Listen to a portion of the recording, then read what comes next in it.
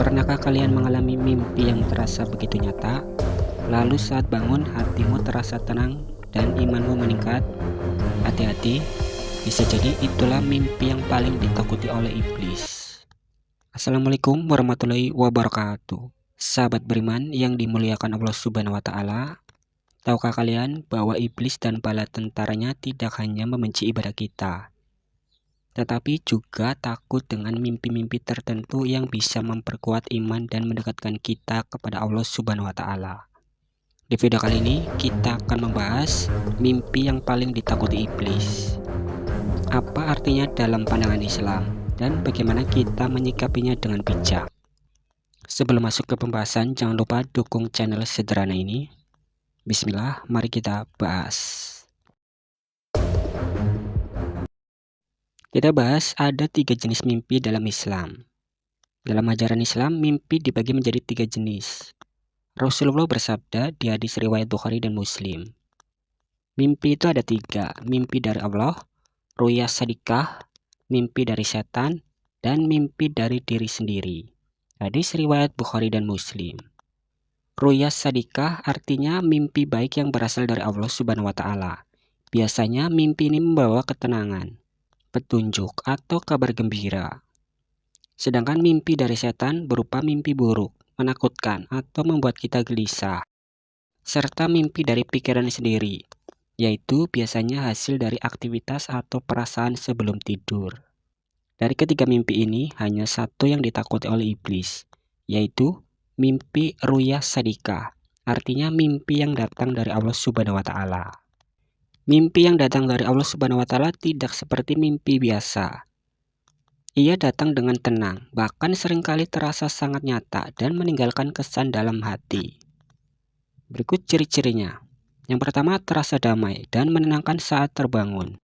Yang kedua, kadang berisi simbol atau peristiwa yang menguatkan iman. Yang ketiga, bisa berupa kabar gembira atau peringatan lembut, dan tidak bercampur dengan hal-hal kotor.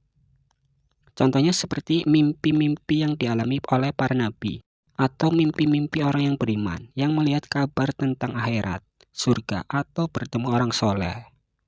Lalu kenapa iblis takut dengan mimpi ini? Iblis adalah makhluk yang sangat licik. Ia membisikkan keraguan dan menjerumuskan manusia dalam kemaksiatan, menaburkan ketakutan.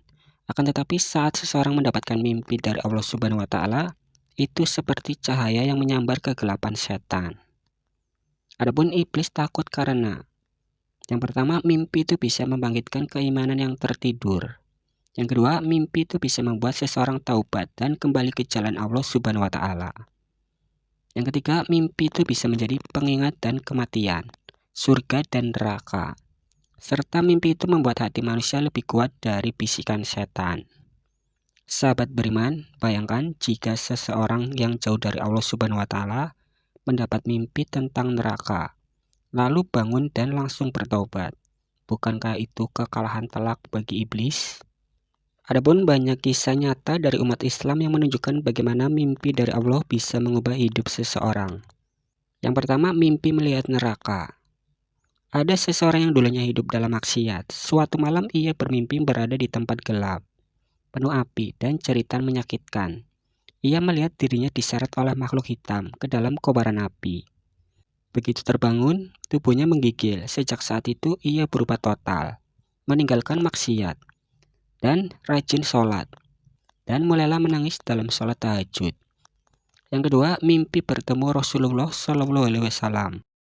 Ada pula seseorang yang sangat ingin bertemu Nabi. Dalam mimpi, ia menjaga wudhunya, memperbanyak sholawat, dan menahan diri dari dosa.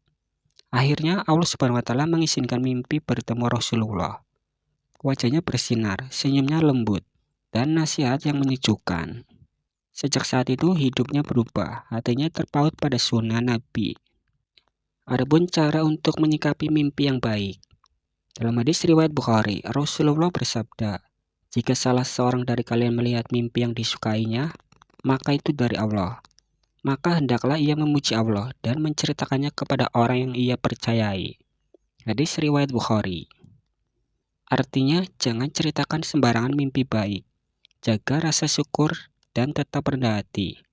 Ambil hikmah, bukan sekedar kagum. Serta jadikan mimpi itu motivasi untuk memperbaiki diri.